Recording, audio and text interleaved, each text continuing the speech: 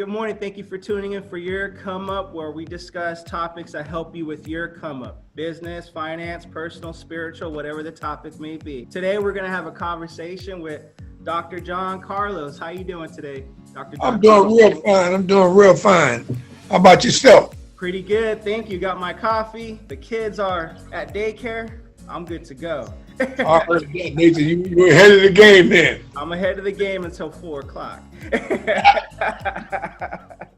So, want to talk to you. You were an Olympic bronze medalist in the 1968 Olympics.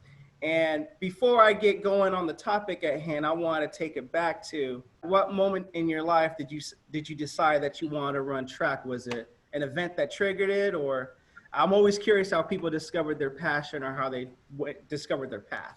All right, let me make a little adjustment. Sure. I wasn't yesterday an Olympian. Mm-hmm. Olympian is like a president. You don't say past president, you say president. Yeah. Olympian is the same thing. It's never a past Olympian. You're always an Olympian. They can never take that away. My apologies. I'm just trying to pull your coat to that. How did I get started in track and field? Well, I actually got started in track and field, not so much that I was concerned about track and field or athletics at that particular time of my life. Mm-hmm. I was more concerned about the well-being of my friends. Okay. And, I was fortunate as a young kid where there was a lot of broken homes based on the drug epidemic back in the 40s and 50s. Mm-hmm. But I would go to a lot of my friends' house and they didn't have food in their cabinets. Okay. Nor did they have any clothes in their closet other than the clothes they wore to and from school every day. I had a big concern about that. Mm-hmm. And then at the same time, in the crossroads, I saw a guy on TV named Robin Hood on my little fishbowl television. Okay. And I liked his antics because Robin Hood was more concerned about God's laws than he was about man's law, in terms of how the people were being pillaged by the king and so forth, the sheriff of Nottingham. And I felt the same thing was taking place in my community. Mm-hmm. So therefore, I used to hit the freight trains over in the Bronx in front of the old Yankee Stadium. Mm-hmm. And I would break into the freight trains, me and a couple partners of mine, just to see what they had. And we realized they was just coming out with frozen food, succotash, and the whole 9 yards. They had clothes in there. And I told my boys, I said, man, we're going to start taking some of these. And they said, man, we're going to have fat pockets. No, this is not for me. It's not for you. I said, you don't have any food in your cabinet. I said, we're going to give this food and these clothes to the people in the community. Well, as I was doing the break-ins to get the contraband, was two detectives, Mr. Lester and Mr. Bryant, excuse me, out of 32nd Precinct in New York. I learned from them what I applied at the high school, whereas if someone is doing something wrong, I would prefer not to chase them across the street and chance them losing their lives, but I would chase them with my eyes. And I learned that from Mr. Lester and Mr. Bryant. They could never catch me. Okay? They would catch my partners, but they could never catch me. But they caught me with their eyes, and they went to my father and they told my father, "Sir Earl, there's been some break-ins and you need to tell Johnny." And my father put his hand up and stopped him, said, "No, that's your job. You need to tell him." They came over to the park, McCoon's Dam Park, and they circled the park with patrol cars to make sure I couldn't get out of that park. And they walked up to me. Mr. Lester was about maybe 5'11". Mr. Brown was about 6'8", 6'9". Mr. Brown looked at Mr. Lester and said, "Go on and tell him." And Mr. Lester told me, he said, "You have a talent." And I looked at him, I said, "What talent is that?" He said, "You're a runner." When he said that, I kind of smirked. Like, Mr. Brian smacked me upside my head. He told me, he said, "Don't you disrespect Mr. Lester." But I wasn't trying to be disrespectful. What I was trying to indicate to him was all the kids in the community were runners. Mm-hmm. I'm nobody special, but they made it clear to me, no, you are special. There you go. And they gave me a number to the New York Pioneer Club. Okay. And that's how my track career got started, but that's how I got to running. But when you have a gift in life, you have to try and determine or figure out in your mind, what do you do with this gift? Mm-hmm. Is it all about me running to win a medal or to show someone how good I am? Or do I use this as a platform to speak for the same thing that I was fighting for relative to breaking into those trains? Now I don't have to break into the trains because now I have a voice. Because as I perfected my game in track and field, the more they came to me with cameras and so forth, the greater opportunity I had to speak on issues that confronted my environment, my society, the people that was less fortunate, that was in my environment, my community. Right. So was a driving force to me excelling in track and field and so forth, all the way up to the Olympics. There you go. That's an amazing story. And it's true. When you have a gift, you got to put it to use. I mean, God blesses you with the gift for a reason, right? Absolutely. That's why, I admire Muhammad Ali so much, because he had the gift and he realized the same thing that I realized. I realized the same thing that he realized, that the gift is not for us. The gift is to use as a platform to enhance those that's less fortunate. That's amazing. That's beautiful. Want to ask you, in the 1968 Olympics, when you won and you put your fist in the air in human rights protests, right? I want to ask you, what opportunities did it cost you then, during, and what opportunities did you gain afterwards, and how did you come up? Because you did the right thing. I mean, when I met you in high school, as a teenager, we're always worried about, pleasing other people, but you did what was right for the greater good. Right. What's your story on that afterwards? Jesse Owens was probably the forerunner in terms of black exploitation, you might say. Jesse Owens went to the Olympic Games in 1936, as well as he went in 1932. Mm-hmm. When 36 was his highlight Olympics, that was his come out Olympics. He won the medals for America, and America shunned him. When he got back, he had to run against racehorses to feed his family. He had to go in the back door in that freight elevator to go to the unions to give a speech so he can get, a little check or a little cash. They never invited him to sit down at the table and have a lunch or dinner with the people that he was there to perform for. But yet and still, when you sit back and you think about from Jesse Owens' time up to the current time of the athletes today, what were you going to accomplish out of going to the Olympic Games? One thing. You accomplished that you raised the American flag higher in the world of athletics and in the world of physical fitness. But what does the Olympic Games bring back to you? You're just there for that 15 minutes in the sun. And if you don't think I have this opportunity and you want to put your hand on your heart and put tears in your eyes and say, yeah, it's emotional because I did it for Old Glory. Well, my attitude has always been, what has Old Glory done for me? You understand? I had an early education based on what happened to the black soldiers or soldiers of color that was in the First World War, because my dad was in the First World War. For him to explain to me what happened during the war, what happened hence the war when he came back in terms of how black soldiers were treated. You sit back and you think someone advocated an Olympic boycott. That made me one more time reflect on what my father told me. And I said to my dad, Dad, would you think that if the black soldiers didn't go to war in the First World War, that America would have won or be as great as it is? And he looked at me and said, son, you answered your own question. It would not be as great. Same thing applied with the Olympics. We didn't want to hurt America. We wanted America to know what our worth was. Mm-hmm. So when you sit back and you think about penalized, I was penalized. Mm-hmm. Jesse Owens was penalized. You understand? Merely because of the color of our skin.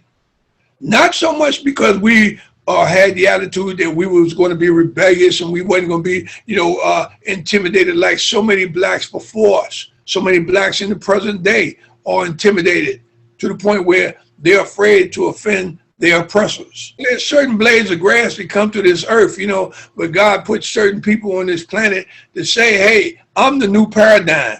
Mm-hmm. Individuals such as Harriet Tubman, individuals such as Paul Robeson, individuals Jack Johnson, and I can go on and on, John Brown, Peter Norman. It's various individuals that say, I'm going against the grain. It's not about where the masses are going, because the masses are going because they're being led. I'm trying to give people a different paradigm, a different direction in life. How do you do that? You use the opportunity that you have.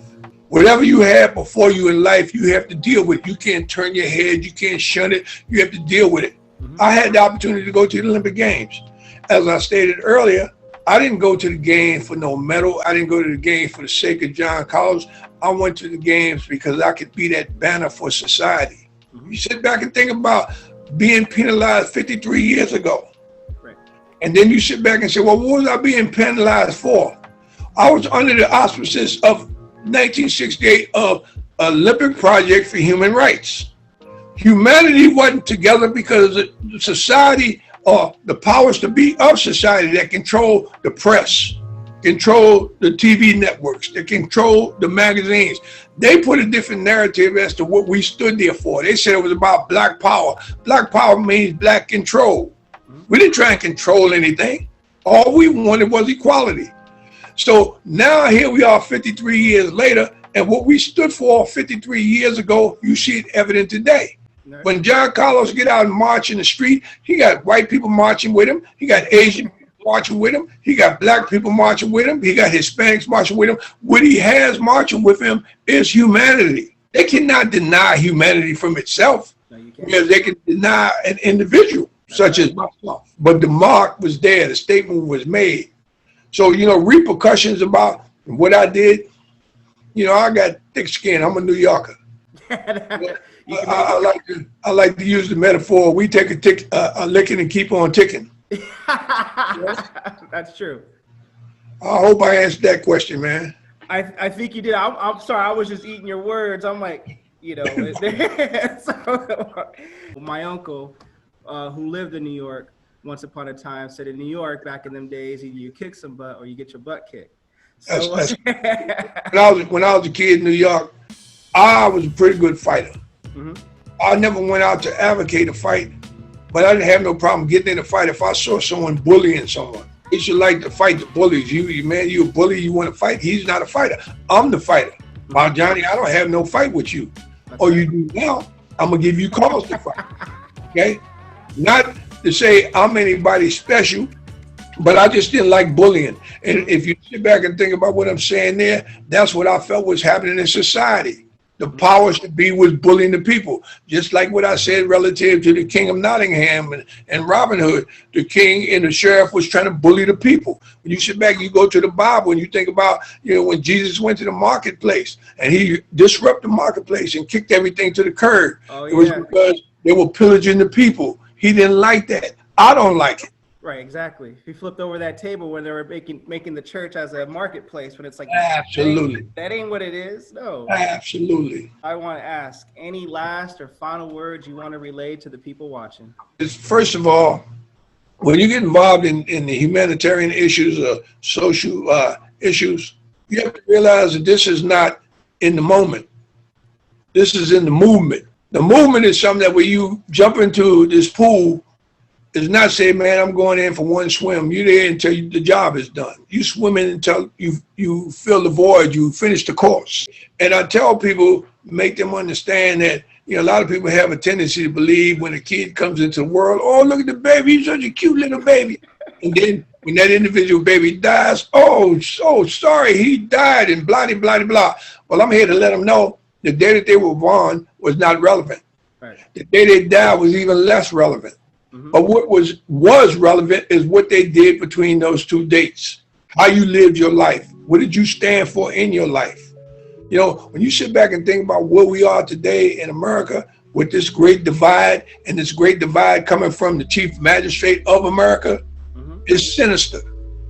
When you sit back and think about this going on and people are so confused in terms of which direction they should take, because we've had the tendency to let them lead us for so long. And I remember when I was a kid and I'm watching these Cowboys and Indian movie, and I saw somebody lead the people off the cliff. You understand? And it's like that. When I was a kid, I remember my brothers used to tell me, man, let's hit the fruit stand. Let's hit the horse and buggy. They used to have a horse, used to pull the fruit stand or the ice man. And my brother used to say, let's get a couple of apples. Man, y'all go and get the apples. I'm checking this horse out. And one day my brother asked me, said, man, why are you so fixated on that horse? I said, man, he's just a horse. I said to him, no, he's not just a horse. I said, look what they did to him. And what they did to the horse is what they do to society, blacks in particular in society. And what that is, they put blinders on the horse. Where the horse can't look to the left and say, hey, the sun is over there. I want to go over there opposed to going straight ahead where the rain is. He can't look to the right because he got blinders on. And that's what they have done to our race for eternity. You understand? Put blinders on us. And then let me tell you about how they changed the narrative for people to understand why we have to be in this fight until we win this fight. When I say fight, I mean, I'm talking about fight for justice and fight for equality. Fight to have some sort of balance in society. Black people have to have a true understanding as to what I'm talking about when I say they flip the narrative. When you think about when they take a picture and they show you a picture in the civil rights movement, and they show you a picture of a white cop with a German Shepherd dog and he's lunging in the black man's gut. Or you see a whole flock of black people on the corner and then you see a white fireman holding a water hose and spraying that high-powered water on them. Or you see them grab a black woman after they knocked her down and grab her by her hair and dragging her. And we think that's a horrible situation. It's horrible in itself, but it's not reality relative to what really took place. And what really took place is when they took a black woman and they took her and tied her to a pole and took a wrought iron and stuck it up from her vagina until it came out her mouth. Or when they took a black family and they had a big picnic out there, and the picnic was, the sideshow was for them to take the kids in the family and hang them and let the mother and father watch. And then take the mother and hang the mother next to the kids while the father watch, knowing that he know he's next to go. And then when the picture veers back, you see all the white folks there, they have a big family. They got their little kids out there. Like, this is a sideshow for them to enjoy. And they took your father and they castrated your father. You understand? When you sit back and you think about tar and feathering, and then you sit back and you think about what they did in the Tuskegee Airmen experiment, where they tested syphilis on us, where they did so many atrocious things on us, merely because of the color of our skin. And then you have to sit back and relate this to religion. Say, are we being treated this way because based on Christianity, they said that Judas betrayed God, and just so happened out of all the people that was out there on planet Earth, Judas just happened to be a black man. To the point where we have these statements, I was blackballed, and they have black people saying, I was blackballed. No, you was whiteballed. You wasn't blackballed. But this is the angel cake, the black cake, the devil cake. These are the type of things that Muhammad Ali tried to express to people years ago, but it was going over their head. Why does it go over their head? Because we have stuff speeding by us so fast. You're trying to survive in such a big hole, and you trying to climb out of this hole, and things are still rushing by you real fast. How you trying to climb out and trying to raise your kids and trying to figure out how you going to feed your family, how you going to get medical care, how you going to move into a nice neighborhood, how you going to keep your kids from becoming a gang member. All of these things are crashing down on people of color, blacks in particular in this nation.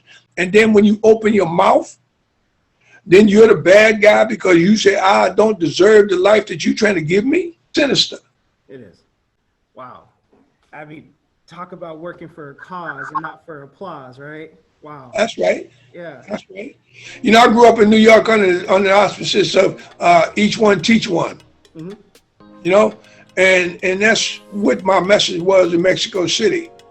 If I can make that statement, and you know, they say a picture is worth more than a million words. Now imagine that picture that was seen universal. When you sit back and you think about multimedia, we were the first multimedia, because that picture went around the world on anybody that had a TV. If you didn't have a TV, it was on the front page of every newspaper. If you didn't have a newspaper, you saw it in the magazine, front page, front and center.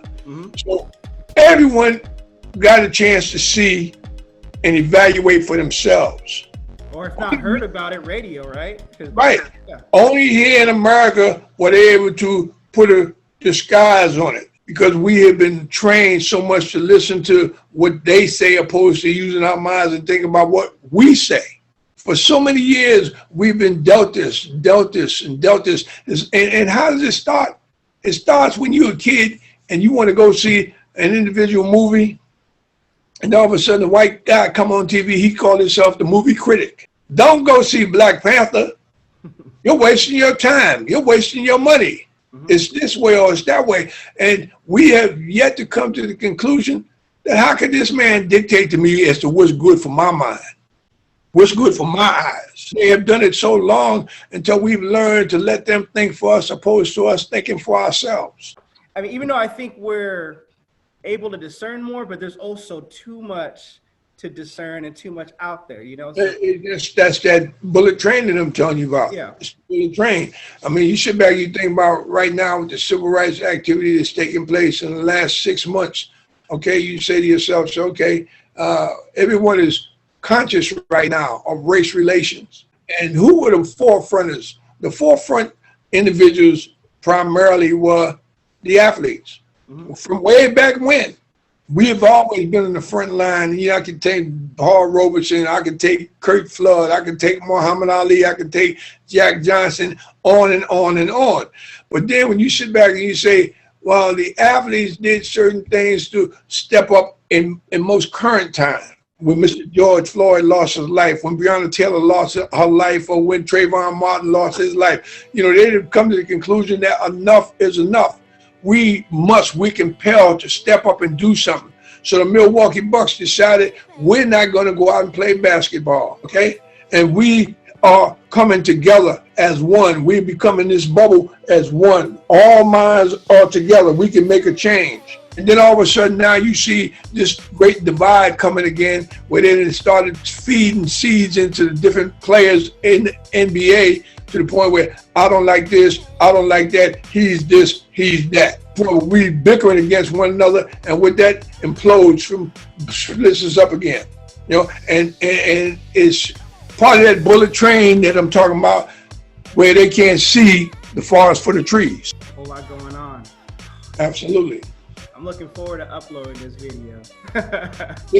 You just be sure to send me a copy. Dr. John Carlos, thank you again for your time today, and thank you guys for watching your come up. Until next time. Much love.